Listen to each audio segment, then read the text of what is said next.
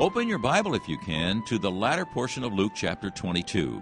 Here's Alistair Begg with the first part of a sermon called Jesus, Despised and Rejected. Anyone reading this particular narrative for the first time might be forgiven if they came to the conclusion that the mission of Jesus was in a tailspin. Because even in the verses of chapter 22, everything seems to be hurtling towards the ground, spinning out of control. Luke has described for us Jesus agonizing in the garden, and at the same time, the disciples succumbing to the exhaustion that was brought on by sorrow. And then we discover that one of his inner circle betrays him, and another one denies him. And then everyone else deserts him. Yes, I think it's fair to suggest that anyone who doesn't know the end of the story, reading this for the first time, could safely begin to draw the conclusion that Jesus and his disciples had had their day in the sun, as it were. And now the darkness, which Jesus said is reigning in this hour at the end of verse 53, seems to be an impenetrable darkness, and the light is apparently almost extinguished. The pendulum seems to have swung very much in the favor of those who are opposing Christ. And it seems as though that everybody is in on the game, as it were. Everyone's jumping in on the action. We considered last Sunday evening how in the declension of Peter, we had the background information to the arrest in the darkening evening shadows. And in verse 63, when the men who were guarding Jesus take him into their custody, they decide that they'll just mock and beat him and blindfold him and abuse him. I actually made notes, headings in my own notes to try and guide me through this section. And the first heading that I wrote down regarding verses 63 and 4 and 5 was simply cruel clowning. Cruel clowning. Because that is the activity that is described for us here. Now, most of us are not unfamiliar with this kind of thing. If we went to school, and most of us went to school, I'm not sure I can't speak authoritatively concerning girls' activities, although I have observed girls being particularly unkind to one another, more often with language than with bodily blows. But boys, in particular, understand this kind of cruel clowning around. And some of us remember with shame the fact that we were involved in this kind of cruel clowning. Some unfortunate, disadvantaged figure becomes the butt of the class jokes, becomes the figure who is the object of insults, and the slapping and the shoving.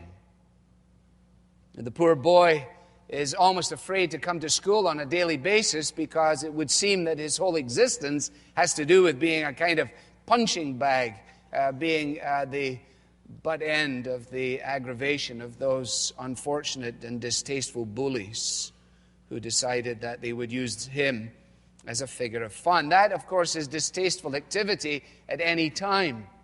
And it dreadfully and definitely appears so here, doesn't it? Could we imagine that these individuals, the soldiers, were just bored, and boredom was the incubator in which their base behavior was hatched? Possibly, and even so, it wouldn't excuse them in any way. They make Jesus the focus of a game. They slap him around. And then verse 64, they blindfold him, and apparently they've discovered that he's been out there proclaiming that he is the prophet, and so they said, well, why don't we blindfold him, and then you go ahead and hit him, and then we'll ask him, who hit you? And if he apparently knows things beyond the ken of others, then he should be able to answer that. And so they blindfolded him, and they demanded, prophesy, who was it that hit you? And who hit you that time? And verse 65 seems to suggest that Luke has drawn a veil over this bad activity It was as if this was just the start of their insulting behavior.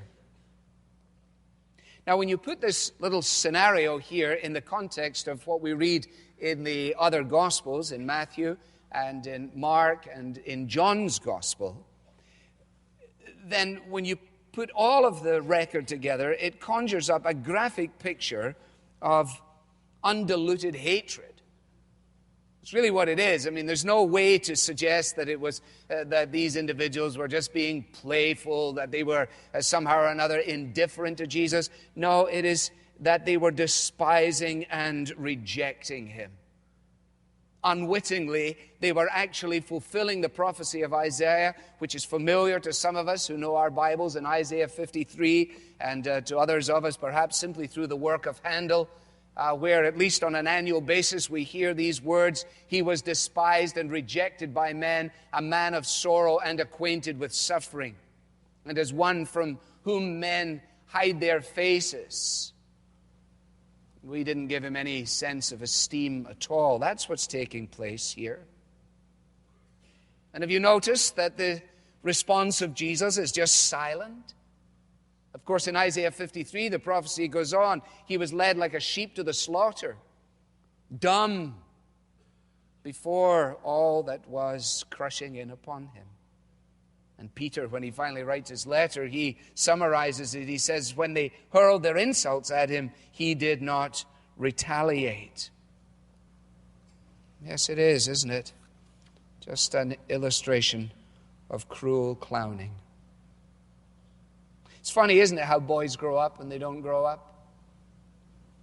How you get in the locker room with a group of men, still the same stupid stories, still the same filthy language, still the same boisterous clowning, still the same empty stupidity.